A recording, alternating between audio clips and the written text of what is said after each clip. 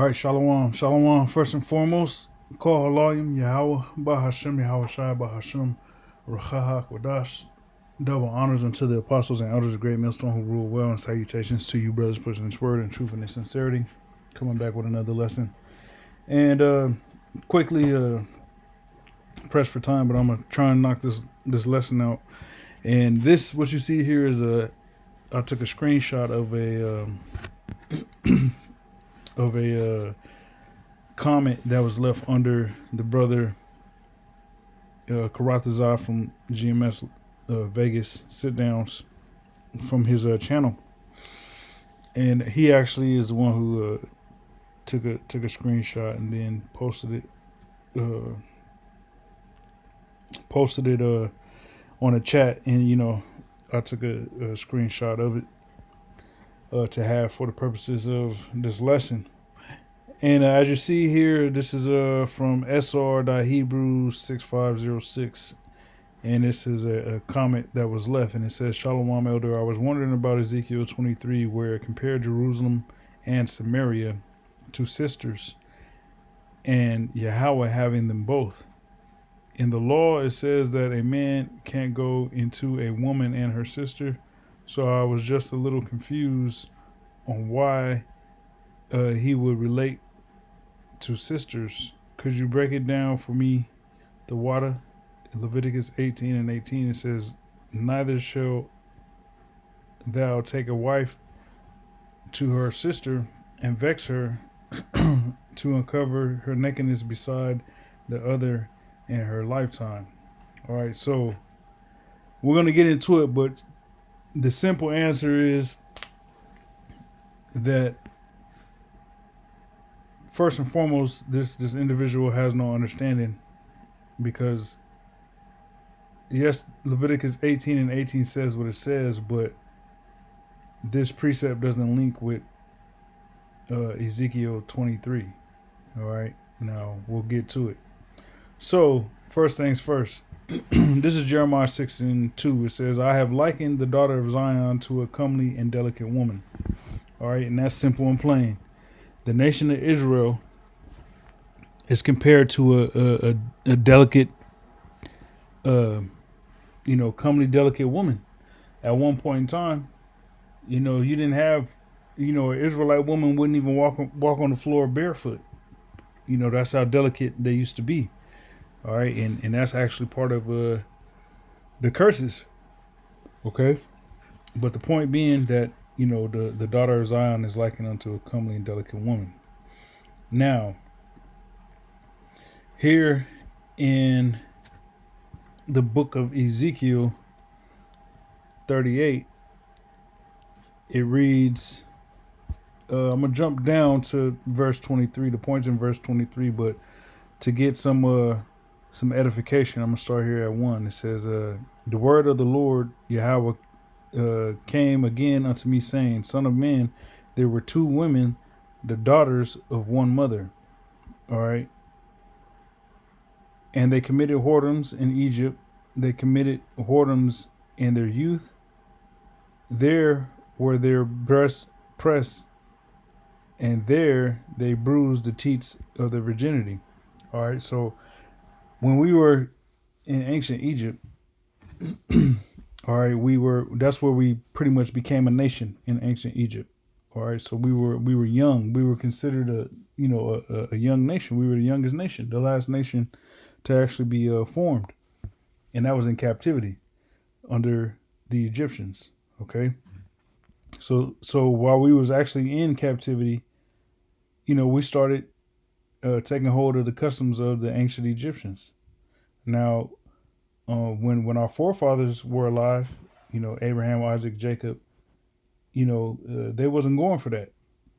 All right, we were, those great men, our forefathers, were specifically set apart from even their own family members. So how much more, and were separate from their own family members. So how much more the actual Egyptians? But once they went to the spirit world, and we grew in number, our people took hold of, heathenistic customs. All right. So jumping down And the reason why it says they, all right, bruise their teats, they being so like they being plural, is because you had the northern and the southern kingdom. All right.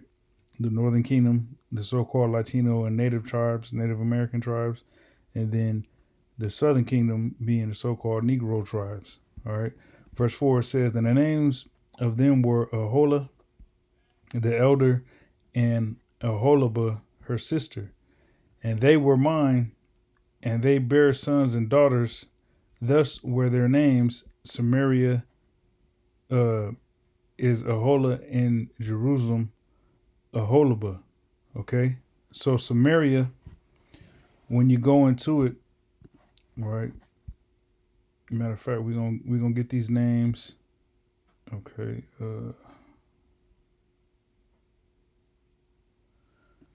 So Aholah, all right, and this was attributed to the northern kingdom. So in the Hebrew is Aholah, okay, and it says her own tent. Samaria,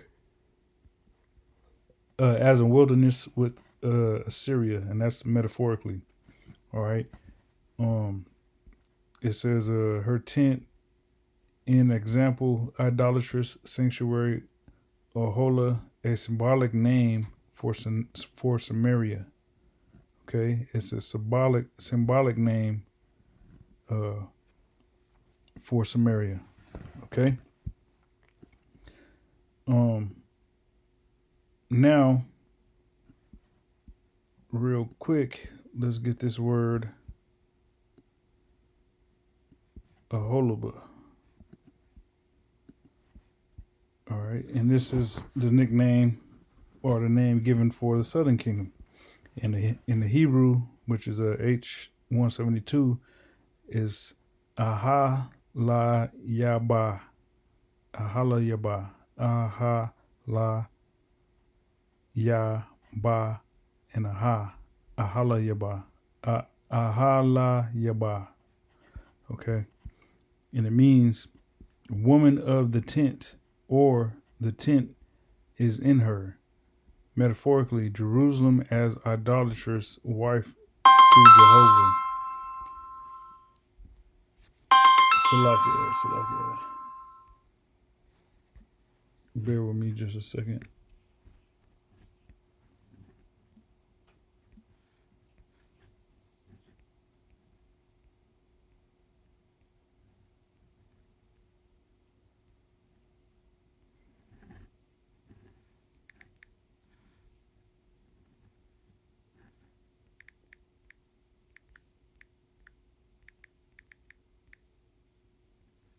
All right, Salakia.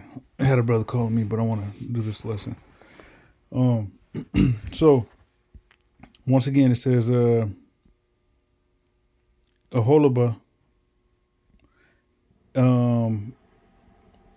symbolic name for Judah. Okay, symbolic name for Judah. Okay, so you got Aholah, which is a symbolic name for Samaria, and then you got which that's here. And then you got Aholibah, which is a symbolic name for Judah. Now, let's look up this word Samaria. Okay, Samaria, Hebrew 81:11, and it says Shama Ra one Shama Rawan. Okay, Shama Rawan. It says Samaria, Watch Mountain, the region of northern Palestine associated with the northern kingdom. Okay, the northern kingdom. Well, it'll get into it. All right, the region of the of northern Palestine associated with the northern kingdom of the 10 tribes of Israel. All right, the 10 tribes of Israel, which split from the kingdom after the death of Solomon during the reign of his son Rehoboam, and were ruled by Jeroboam. All right. So you had 10 tribes that were taken away from, pretty much following Judah during the time of, shortly after King Solomon's passing. All right. In which King Solomon's son was Rehoboam. And then you had the northern kingdom, who those 10 tribes fell under, being the king over the northern kingdom was Jeroboam. All right, Ephraimite. Today would be a so-called Puerto Rican. It says the capital city of the northern kingdom of Israel, located 30 miles north of Jerusalem and 6 miles northwest of Shechem. Okay. Yeah. So it was the capital city of the northern kingdom. Samaria was. Okay. So let's go back and read this. Jumping back to Ezekiel 23 and 4. It says, and the names of them were Aholah, the elder, and Aholibah, her sister. Okay. And Salakia. Give me just 1 second. All right. Yeah, I just wanted to make sure I had that right. So Aholah was the northern kingdom, and then Aholibah was the southern kingdom. It says, and they were mine, and they bare sons and daughters. Thus were their names Samaria. Samaria is Aholah, and Jerusalem Aholibah.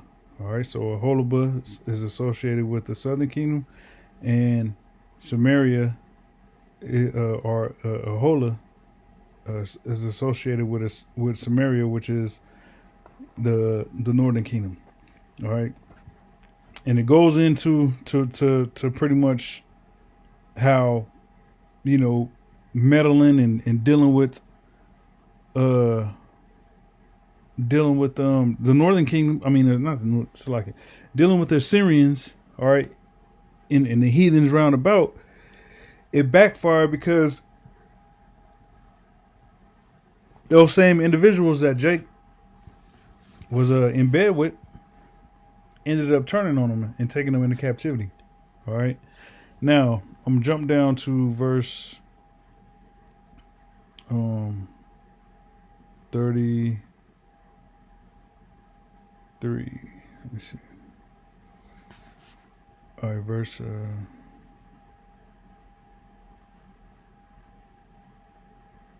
All right, I'll start at verse 29. And they shall deal with thee hatefully, and shall take away all thy labor, and shall leave thee naked and bare, and the nakedness of thy whoredoms shall be discovered, both thy lewdness and thy whoredoms. All right, so spiritually, the wickedness that our people was involved in was gonna cause, just like look at America. All right. All the wickedness and evil that this place has been satiated in is being put on blast, to where the whole world is viewing America's wickedness and nakedness and pretty much condemning it, to some degree. Well, that's, hey, we're currently in this captivity in America, and our people have become more wicked than the wicked.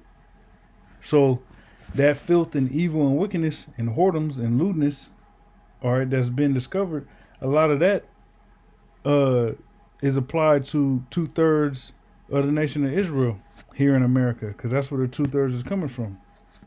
Here in America, Babylon the Great.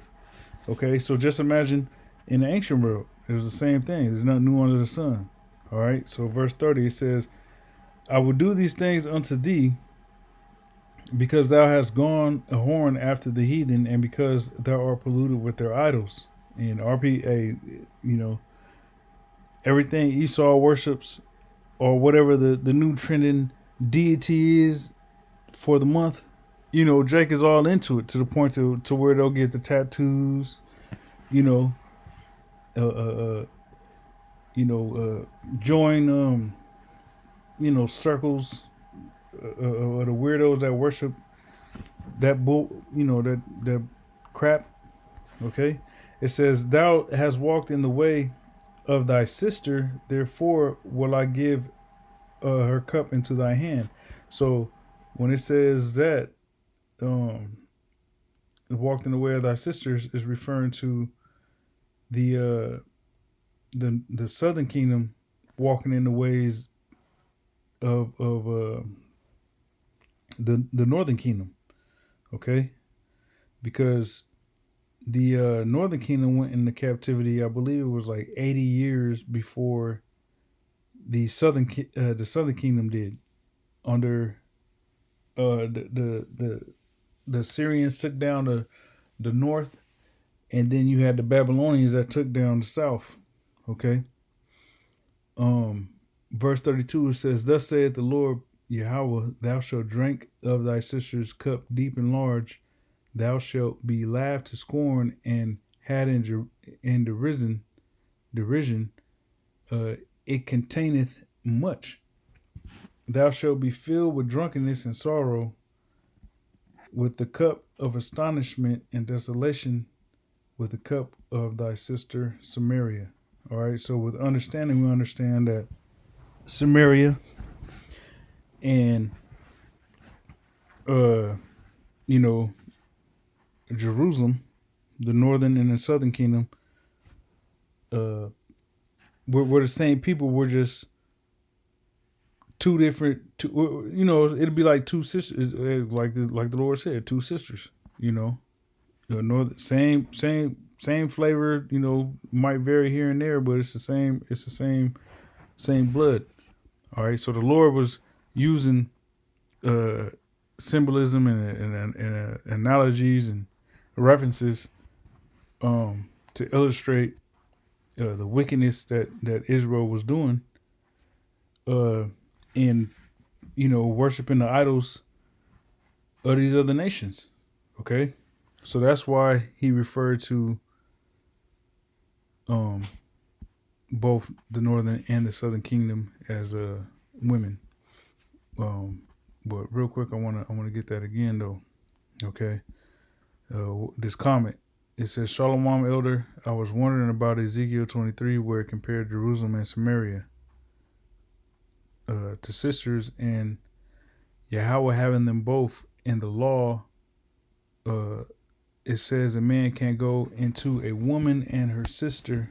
So I was just a little confused on why he would relate to sisters. All right, which I explained it. The scriptures explained it. All right, it wasn't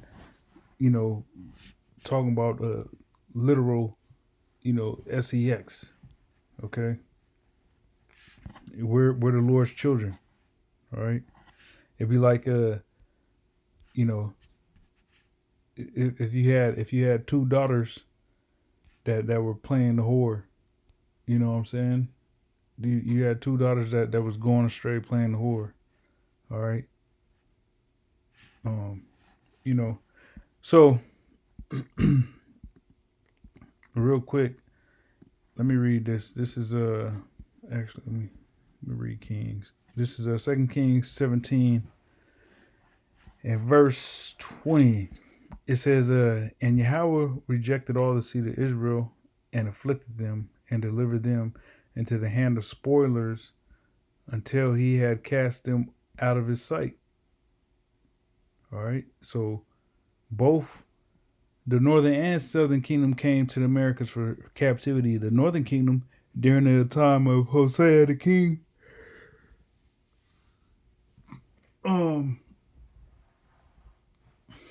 So like during the time of Hosea the king, which that was around. Let me look at some notes real quick. That was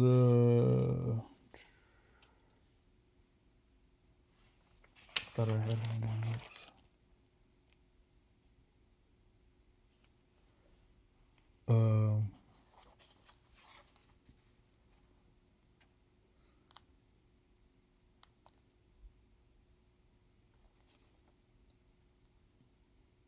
Salakia.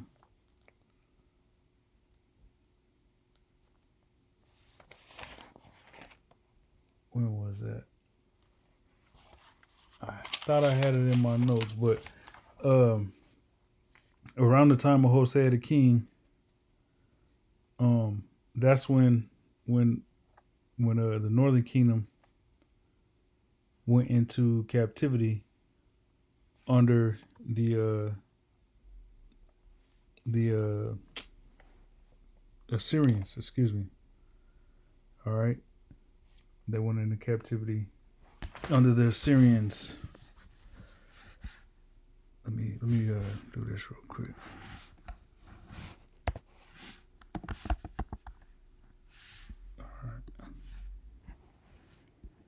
Okay, so Hosea, king of Israel. It says Hosea, also spell Hosea, Osi, Assyrian Osi. Okay.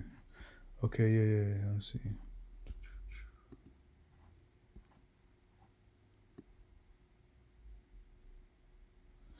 End of reign. Okay, it says it is likely that Hosea, disappointed by the lack of the Egyptian support, endeavored to avert the calamity by resuming the payment of tribute, but that distrusted,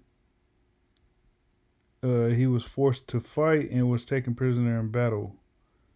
Okay, so Assyrian army. Let's see. It says the land of Israel, which had resisted the Assyrians for years without a king, again revolted. Sargon returned with the Assyrian army in 720 BCE and pacified the province, deporting the citizens of Israel beyond the Euphrates.